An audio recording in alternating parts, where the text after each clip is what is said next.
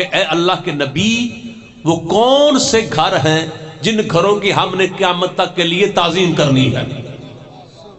بندہ کھڑا ہوا، اس نے یہ سوال کیا کہ یا رسول اللہ وہ کون سے گھر ہیں جن گھروں میں اللہ کا نور بھی ہے اور جن گھروں کی ہم نے قیامت تک کے لیے تعظیم کرنی ہے؟ تو میرے پاک نبی نے اس بندے کی طرف دیکھا اور دیکھ کر فرمایا بیوت الانبیاء حاضی، کہ ان گھروں سے مراد نبیوں کے گھر ہیں، ان گھروں سے مراد انبیاء کے گھر ہیں، رسولوں کے گھر ہیں، جن کی تعظیم تم نے قیامت تک کے لیے کرنی ہے، جن گھروں میں اللہ کا نور ہے۔ فاجلس علی مجلسہ، وہ بندہ جہاں سے کھڑا ہوا تھا وہیں پر بیٹھ گیا۔ اب آگے صحابی کا نام لکھا ہوا ہے، میں نام نہیں لیتا، میں صحابی کا لفظ استعمال کر رہا ہوں کہ ایک بہت بزرگ صحابی کھڑے ہوئے اور کھڑے ہو کر انہوں نے کہا کہ اللہ کے نبی ہمیں پتہ چل گیا کہ ان گھروں سے مراد نبیوں کے گھر ہیں، رسولوں کے گھر ہیں، لیکن ولیکن یا رسول اللہ ابیت فاطمہ و علیہ منہا، یہ جو بطول کا گھر ہمیں نظر آ رہا ہے، یہ جو علی و بطول کا گھر نظر آ رہا ہے، اے اللہ کے نبی کیا یہ گھر بھی ان گھروں میں شامل گھر ہے؟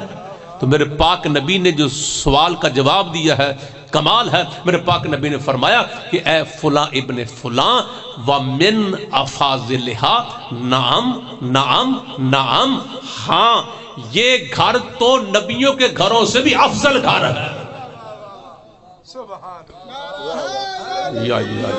یہ گھر تو علی بطول کا گھر تو انبیاء کے گھروں سے بھی، رسولوں کے گھروں سے بھی افضل گھر ہے۔ تو گھر افضل نہیں ہوتا، گھر افضل ہوتا ہے گھر والوں کی وجہ سے۔ مکان افضل نہیں ہے، مکان تب افضل ہوگا جو اس میں مکین رہ رہے ہیں۔ بیت افضل تب ہوگا جب اس میں اہل البیت ہوں گے۔ تو جب گھر علی بطول کا گھر انبیاء کے گھروں سے افضل گھر ہے، اور ہمارے سنی بھائیوں کی تفسیر میں رسول پاک نے ارشاد فرمایا کہ وَمِنْ أَفَاضِلِهَا، کہ میری بیٹی زہرا کا گھر، علی مرتضیٰ کا گھر، حسنین شریفین کا گھر نبیوں کے گھروں سے افضل ہے۔ تو جب گھر افضل ہے تو جو گھر والے ہیں،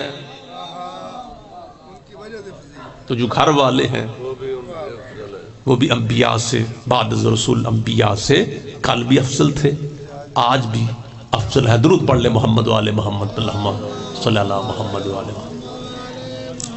بس میں ایک روایت پڑھ کے بابا جی کو ٹائم دینا چاہتا ہوں۔ جناب سیدہ کے گھر میں ایک بی بی آئی، بعد از رسول پاک کے چلے جانے کے بعد ایک مدینے کی مومنہ بی بی سیدہ پاک کے گھر میں آئی، اور اس نے ایک سوال کیا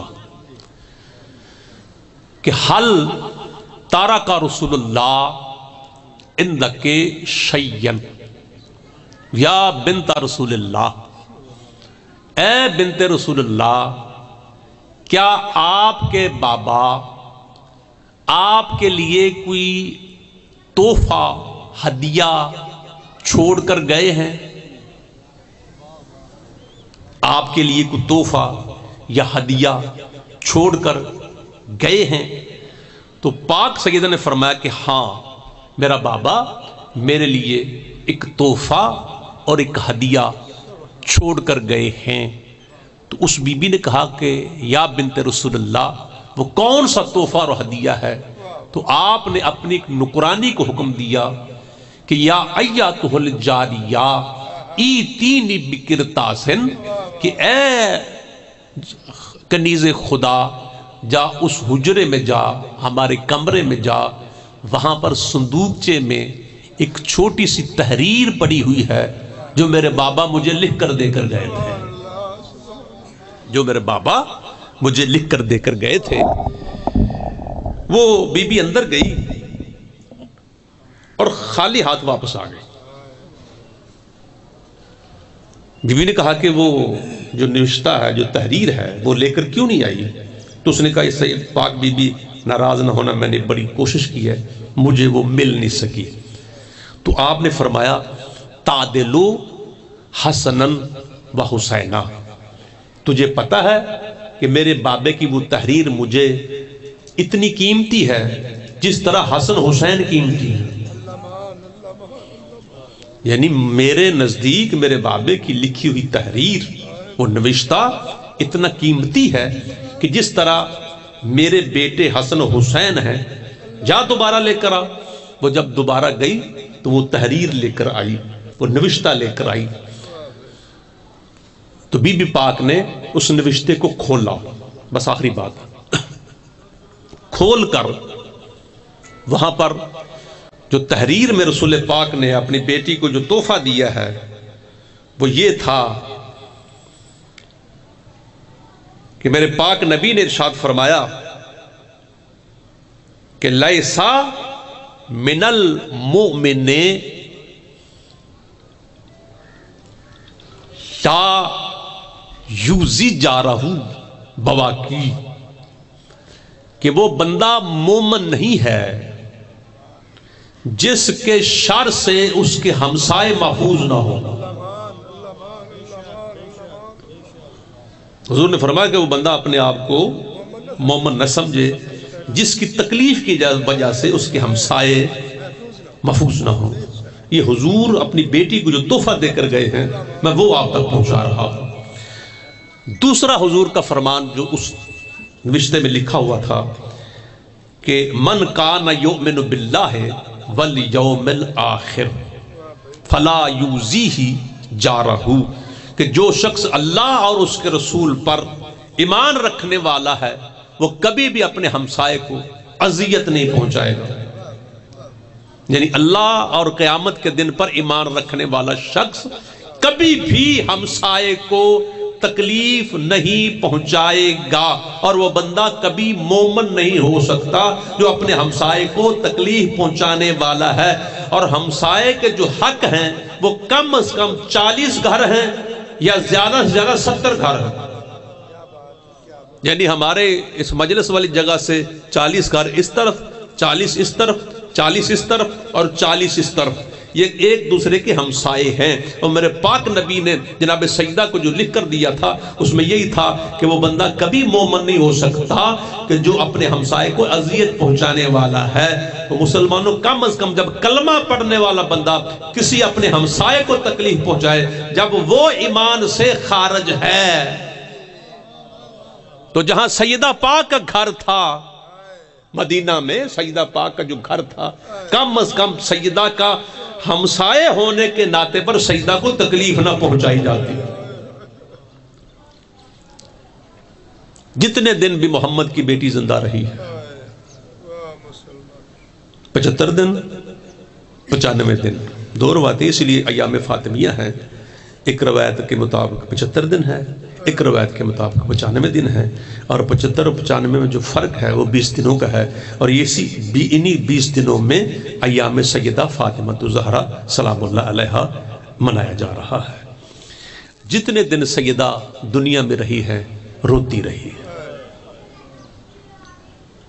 صبح بھی رونا شام بھی رونا. یہ جو بارگاہ ہے یہ حسرت ہے حسین کی ماں زہرا کی. بی بی نے مولا علی کو سے ایک خواہش کی تھی کہ یا علی، مدینے والے جو مجھ سے اتنا تنگ ہیں کہ زہرا یا رات کے وقت رو یا دن کے وقت رو، ہم آرام نہیں کر سکتے، تو یا علی میرے رونے کے لیے ایک مکان بنا دیا جائے،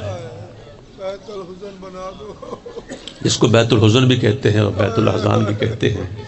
تو مولا نے جنت البقیع کہ ایک طرف چھوٹا سا کمرہ بنا دیا تھا جہاں پر رات کے وقت دونوں بیٹوں کو لے کر سیدہ، وہ ظلم جو سیدہ پر ڈھائے گئے ہیں اور بابا کے غم میں بھی رویا کرتی تھی، چند دن ہی گزرے تھے کہ اس بیت الحزن کو بھی جلا دیا گیا تھا.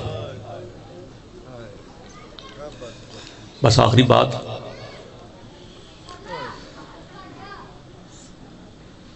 سیدہ کے وصیت کے مطابق 7 صحابی تھے جناب زہرا کے جنازے پر.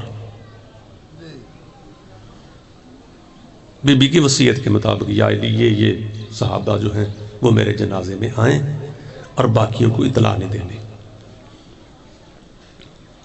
ان میں 7واں نمبر ہے حضرت عبداللہ ابن مسعود کا۔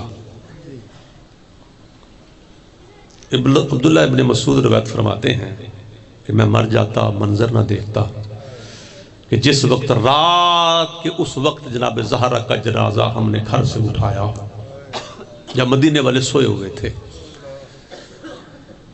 جنت البقیع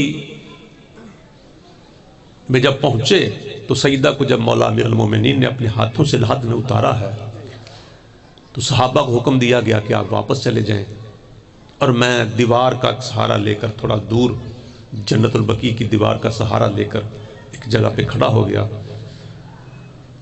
تو میں نے دیکھا کہ مولا علی علیہ السلام نے اپنے دونوں ہاتھ سیدہ کی قبر پہ رکھے ہیں اور علی رو رہے ہیں۔